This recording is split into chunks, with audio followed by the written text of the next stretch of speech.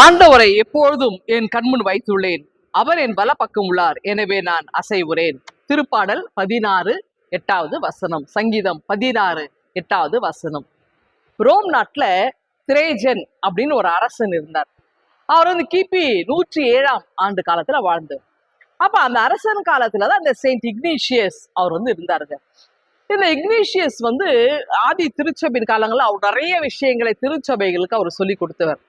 குறிப்பா அவர் என்ன பண்றாருன்னா, இந்த 7 திருச்சபைகளுக்கு ஒரு கடிதம் எழுதுறார்.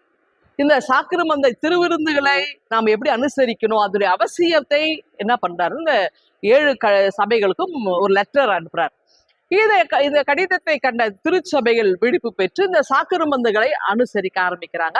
குறிப்பாக திருவிருந்தை அவர்கள் திருச்சபையில ரொம்ப பயபக்தியோடு அவங்க கடைபிடிக்க ஆரம்பிச்சாங்க. இப்ப இந்த செய்தி என்னன்னா, திரேஜன் அரசனுக்கு வருகிறது. இவர் பயங்கரமான கொடுங்கோல் அரசர்.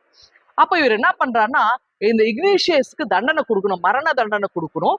அதுவும் சும்மா இல்ல, இவரை சிங்கங்களுக்கு முன்னாடி எடுத்துட்டு போய் இவரை தூக்கி போய் போட்டிருக்க, பசியா இருக்கிற சிங்கங்கள் இவரை சாப்பிடட்டும், இதுதான் அவருக்கு கொடுக்கப்பட்ட தண்டனை.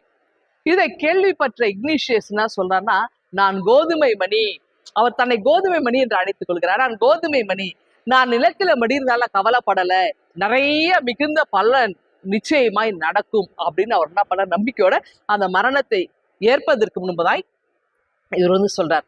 அப்புறம் என்ன செய்யறா, அவர் அதே போல இங்க அந்த சிங்கங்கள் தன்னை எதிர்நோக்கி வர பார்த்து என்ன சொல்றா, எனக்கு முன்பதாய் கடவுள் இருக்கிறார், நான் எதை குறித்தும் பயப்பட மாட்டேன், எதை குறித்த அச்சம் எனக்கு இல்லை என்றதால் என் கடவுளுடைய வலது புறத்திலே நான் இருக்கிறேன் அப்படின்னு சொல்லி ஒரு பெரிய ஒரு நம்பிக்கையை சொல்றார். அப்ப தைரியமாய் அந்த சிங்கங்களுக்கு இரையாக்கப்பட்டார். நமக்கு முன்னாடி கூட இது போன்ற நிறைய பிரச்சனைகள், சிங்கங்கள் நமக்கு வரலாம்.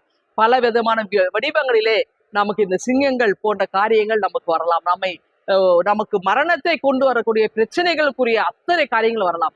அன்றைக்கு இக்னீஷியஸ்க்கு இருந்த தைரியத்தை போல ஆண்டவர் என் வலப்பக்கம் இருக்கிறார், நான் எதற்கும் நான் கவலைப்பட மாட்டேன், தைரியமாய் நம்ம வாழ்வை நடத்தும் பொழுது நிச்சயமாய் ஆண்டவர் நம்ம கூட இருக்கிறார். அப்படி மட்டுமல்ல, ஆண்டவர் நம்ம வாழ்க்கையில மிகப்பெரிய ஒரு செயலை செய்வார். நம்ம கோதுமை மணியாக இருந்து அநேகருடைய வாழ்க்கையில நாமும் ஒரு விடிவெளி நட்சத்திரமாய் நம்ம செயல்படுவோமா? இந்த சிந்தனையோடு இந்த நாளை துவங்குங்கள். ஆண்டவர் உங்களை ஆசீர்வதிப்பாராக. ஆமேன். எங்கள் அன்பின் ஆண்டவரே, நாங்களும் கோதுமை மணியை போல மடிந்து அநேகருக்கு ஆண்டவரே பலன் தர நீர் கிருபை தாரும். இயேசுவை ஜெபிக்கிறோம் எங்கள் அன்பின் பரம்.